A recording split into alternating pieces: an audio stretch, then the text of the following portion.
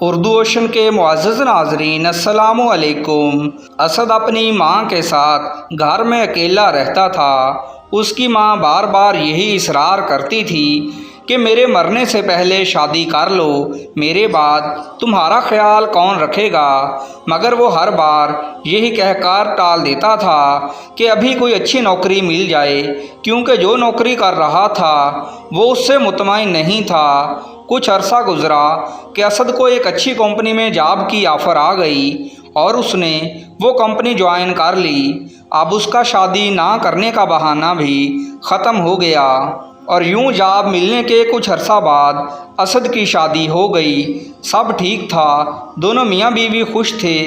شادی کے کچھ ماہ بعد اسد کی ماں اس دار فانی سے کوچ کر گئی اور گھر میں صرف دونوں میاں بیوی اکیلے رہ گئے۔ اسد سارا دن کام پر چلا جاتا تو شام کو گھر لوٹتا تھا۔ کچھ عرصہ گزرا تو اس نے محسوس کیا کہ اس کی بیوی اب اس سے پہلے کی طرح پیار نہیں کرتی اور نہ ہی اس کا پہلے کی طرح خیال رکھتی ہے۔ کچھ محلے کی عورتوں نے بھی، جن کا اسد کے گھر آنا جانا تھا، اسد کے کان بھرے کہ نوجوان بیوی کو اکیلے گھر چھوڑ کر جانا ٹھیک نہیں۔ اسد ان سب باتوں کی وجہ سے پریشان رہنے لگا۔ آخر وہ صرف شک کی بنیاد پر اپنی بیوی کو کچھ کہہ بھی نہیں سکتا تھا اور نہ کچھ پوچھ سکتا تھا۔ ایک دن اس نے فیصلہ کیا کہ گھر میں خفیہ کیمرے لگا کر دیکھے گا کہ اس کی بیوی سارا دن گھر میں کیا کرتی ہے اور کوئی اس سے ملنے آتا ہے یا نہیں۔ ایک دن اس نے بیوی کو میکے بھیج دیا اور سارے گھر میں خفیہ کیمرے لگا دیے۔ اب اسد روزانہ ان کیمروں کو دیکھتا کہ اس کی بیوی سارا دن گھر میں کیا کرتی ہے، کوئی اس سے ملنے آتا ہے یا وہ کسی کے پاس جاتی ہے۔ لیکن جو کچھ اسد نے دیکھا وہ سب اس کی سوچ سے الگ تھا۔ اس کی بیوی کا سارا وقت گھر کے کاموں کے بعد صرف نماز پڑھنے اور قرآن پاک کی تلاوت میں گزرتا۔ وہ ایک نیک اور پارسا بیوی تھی۔ اسد کو یہ سب دیکھ کر بہت حیرت اور شرمندگی ہوئی کہ وہ کیا سوچتا رہا اور حقیقت کیا تھی۔ وہ اپنی بیوی سے بہت شرمندہ تھا۔ وہ چاہتا تھا کہ اپنی بیوی کو سب بتا کر معافی مانگے کہ اس نے کس طرح اس پر شک کیا اور اسی شک میں کتنی غلط اور گھٹیا حرکت کر بیٹھا تھا۔ اس کو ابھی تک یقین نہیں آ رہا تھا کہ یہ سب ہو گیا ہے۔ اس شام وہ آفس سے گھر آیا تو اپنی بیوی کے لیے کچھ کپڑے اور تحائف وغیرہ ساتھ لے گیا۔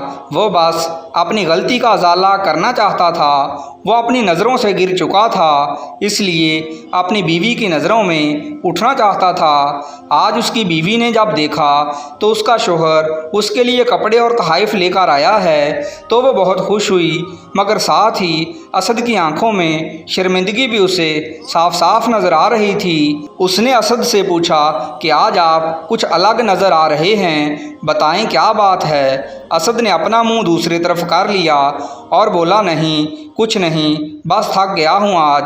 تم کو کپڑے اور تحائف پسند آئے؟ اسد کی بیوی اس کے سامنے آ گئی اور کہنے لگی، ہاں بہت پسند ہے، مگر آپ کیوں پریشان ہیں؟ ضرور کچھ تو بات ہے۔ اسد خاموش ہو گیا۔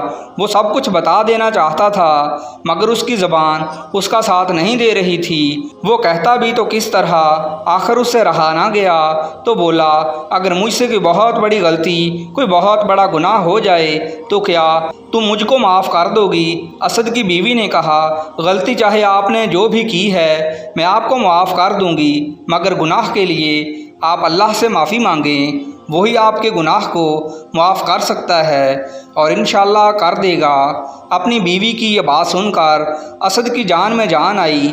اس نے سوچا کہ وہ اپنی بیوی کو سب بتا دے، مگر پھر سوچا کہ یہ سب بتانے کے بعد شاید اس کی بیوی معاف کر دے گی، مگر کبھی اس کے ذہن سے یہ بات نہیں نکل پائے گی۔ اس سوچ کے دوران اسد کی بیوی بولی، آپ پریشان نہ ہوں، آپ نے جو غلطی کی ہے بتا دیں تاکہ دل کا بوجھ ہلکا ہو جائے اور اگر بتانے کی ہمت نہیں رہی تو نہ بتائیں، میں نے تو ویسے بھی آپ کی غلطی کو معاف کر دیا ہے، تو غلطی جان کر کیا کروں گی، بس آپ پرسکون ہو جائیں اور اللہ سے معافی مانگ کر یقین رکھیں کہ وہ بھی سچے دل سے مانگی معافی کو کبھی رد نہیں کرتا۔